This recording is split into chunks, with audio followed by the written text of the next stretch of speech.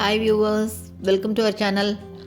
இன்றைக்கி நம்ம சேனலில் சூப்பராக ரொம்ப ஹெல்த்தியான ஒரு ஈவினிங் டைம் ஸ்நாக்ஸ் தாங்க பார்க்க போகிறோம். கொஞ்சம் வித்தியாசமான ஸ்நாக்ஸு, ஆனால் ஹெல்த்தியானது தான். உடைச்ச பச்சை பயிரை வச்சு வடை தட்ட போகிறோங்க. சூப்பரான இந்த ஸ்நாக்ஸ் எப்படி பண்ணுறதுன்னு பார்க்குறதுக்கு முன்னால் நம்ம சேனல் இன்னும் சப்ஸ்கிரைப் பண்ணலைன்னா கண்டிப்பாக சப்ஸ்கிரைப் பண்ணிடுங்க. கூடவே பக்கத்தில் இருக்கிற பெல் ஐக்கானில் ஆல்ங்கிறத தட்டி விடுங்க. ஸோ நான் போடுற வீடியோ எல்லாமே உடனுக்குடனே நோட்டிஃபிகேஷனாக வந்துடும்.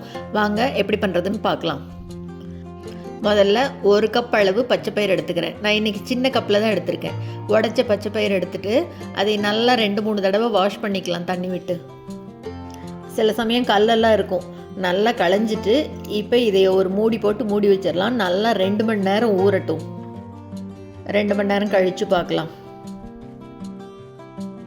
நல்லா ஊறி வந்திருக்கு பாருங்கள். பருப்பு எடுத்து இப்படி குத்தி பார்த்தோம்னா உடையணும் பாருங்கள். இந்த அளவுக்கு நல்லா ஊறி இருக்குது. பருப்பு நான் சின்ன கப்பில் தான் எடுத்திருக்கேன். இந்த அளவு பருப்புக்கே உங்களுக்கு 20லிருந்து 25 வடை வரும். அதனால் பருப்பு பார்த்து அளந்து எடுத்துக்கணும்.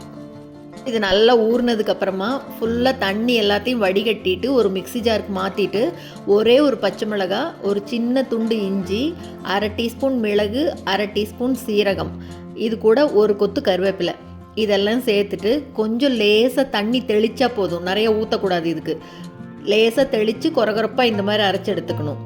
நைஸாகவும் அரைச்சிடக்கூடாது. இப்போ இது ஒரு பவுலுக்கு மாற்றிட்டு இது கூட 1 டேபிள் ஸ்பூன் ரவை சேர்த்துட்டு கூடவே ஒரே 1 டேபிள் ஸ்பூன் அரிசி மாவு, அப்புறம் இந்த வடைக்கு தேவையான அளவு உப்பு, இது எல்லாத்தையும் சேர்த்திட்டு இப்போ இது கூட பாருங்கள் 1 டீஸ்பூன் அளவுக்கு மல்லியை உடச்சி 1-2 உடச்சி சேர்த்துக்கிறேன். கூடவே கொஞ்சமாக சில்லி ஃப்ளேக்ஸ், இது எல்லாத்தையும் சேர்த்து இப்போ மாவு அப்படி லேசாக கலந்து விட்டால் போதும். ரொம்ப போட்டு பிசையக்கூடாது. லேசாக அப்படி கலந்து விடலாம். இது கூட வெங்காயம் சேர்த்து செய்கிறதுனாலும் செய்யலாம். கொஞ்சமாக சேர்த்துக்கணும் வெங்காயத்தை. நிறைய சேர்த்துட்டோம்னா தண்ணி விட்டுரும். இப்போ இது கூட கொஞ்சமாக கொத்தமல்லி தழை தூவிட்டு எடுத்து வைக்கலாம். இருக்கட்டும். இப்போ ஒரு பேனில் ஒரு 2 டீஸ்பூன் அளவுக்கு எண்ணெய் சேர்த்துக்கிறேன். எண்ணெய் சூடாகிறதுக்குள்ளே இப்போ நம்ம இந்த மாவில் வடை தட்டிக்கலாம். கொஞ்சம் கொஞ்சமாக சின்ன உருண்டையாக உருட்டினா போதும். பாருங்கள், இந்த அளவு எடுத்து சின்னதாக உருட்டினா போதும். ஏன்னா வடை லேசாக தான் தட்ட போகிறோம். மாவை நல்லா உருட்டிட்டு வாழை இலை, பட்டர் பேப்பர் இல்லை பிளாஸ்டிக் ஷீட்டு எதில் வேணால் தட்டலாம். இதில் முதல்ல எண்ணெய் தொடச்சி வச்சுருக்கேன் இந்த பேப்பரில் கீழே. இதில் இப்போ பாருங்கள், இந்த அளவு லேசாக தட்டணும், மெலிசாக இருக்கணும். பாருங்கள், தெரியுதா? இந்த அளவு திக்னஸ் இருந்தால் போதும். இப்போ எண்ணெய் காஞ்சிருக்கு, இந்த பக்கம் போட்டுக்கலாம் ஒன்றா தட்டி.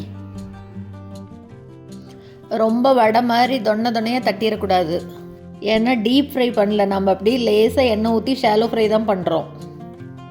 ஒரு பக்கம் காஞ்ச உடனே அப்படியே எல்லாத்தையும் திருப்பி விடலாம். நல்லா டார்க் ப்ரௌனாக வரணும். ரொம்ப ஹெல்த்தியான ஸ்நாக்ஸுங்க.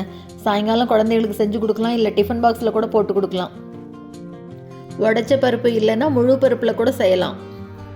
அரைக்கும் போது மட்டும் தண்ணி ரொம்ப விட்டுறாமல் லேசாக தெளித்து அளவாக பார்த்து நல்லா கொரகொரப்பாக அரைச்சி எடுத்துக்கணும். எல்லாத்தையும் திருப்பி விட்டாச்சு. நல்லா இன்னொரு பக்கம் காயட்டும். பாருங்கள், இந்த அளவுக்கு நல்லா டார்க்காக வரணும். 2 பக்கம் அப்படி நல்லா காயட்டும் மொறுன்னு. எண்ணெய் ஊற்றி ஃபுல்லாக பொரிச்சு எடுக்கிறதுக்கு பதிலாக இந்த மாதிரி கொஞ்சமாக எண்ணெய் விட்டு லேசாக வடை தட்டி ஹெல்த்தியாக கொடுக்கலாம். இப்போ 2 பக்கம் நல்லா காஞ்சிருச்சு. இப்போ எடுத்துடலாம் அப்படி ஒன்றுன்னா. இதே மாதிரி இருக்கிற மாவு எல்லாத்தையும் கொஞ்சம் கொஞ்சமாக அப்படி சின்னதாக தட்டி எடுத்துடலாம்.